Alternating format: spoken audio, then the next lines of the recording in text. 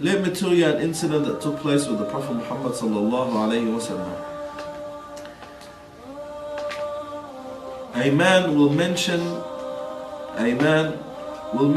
a woman in front of the Prophet Muhammad sallallahu alayhi wa sallam. He speaks about how good she is in her worship. He speaks about how much she prays. He speaks about how much she fasts. He speaks about how much she donates. But then the Prophet Muhammad sallallahu alayhi wa sallam tells him, this woman that you just mentioned right now, she will be punished in the hellfire. Amazing. Ya Rasulullah, we just told you how much this woman prays. We just told you how much this woman fasts. We just told you how much this woman donates. We just told you how much good this woman does. And Nabi sallallahu alayhi wa sallam said yes, but she will be punished in the hellfire because she was evil and cruel to her neighbors. SubhanAllah. Prayers, fasting, donation, all these good actions, but she was cruel to her neighbors. And being cruel to your neighbor is as evil as any other major sin. And then on the other hand, the Nabi sallallahu alayhi wa sallam was mentioned to him another woman. She prays normal, she fasts normal, so she does not pray a lot. She prays her prayers, she fasts her fasting. She gives her zakat, and she does, average actions. She does, the normal average actions as a Muslim does when it comes to the ibadah. The Nabi sallallahu alayhi wa sallam said, but she's going to the Jannah. Why, O Messenger of Allah?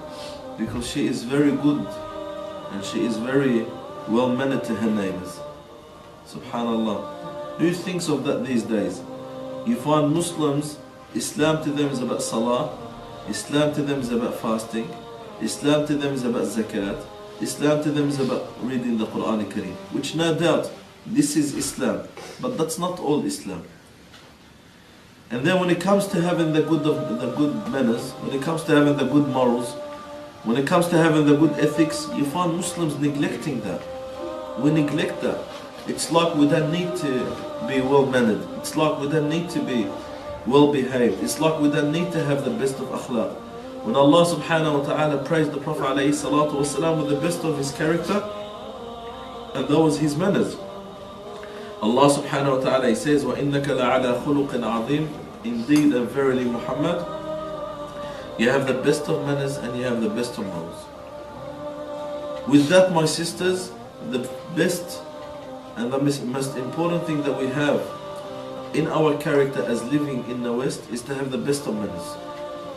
The manners of the Prophet Muhammad sallallahu alayhi wa sallam that drew people to him and turned his enemies to be his followers, and made those who used to fight him to fight with him, and those who dislike him to like him, and those who turned away from him to turn to him, and those who looked down at him to look up at him, sallallahu alayhi wa sallam. It was his manners, it was his morals, it was his ethics.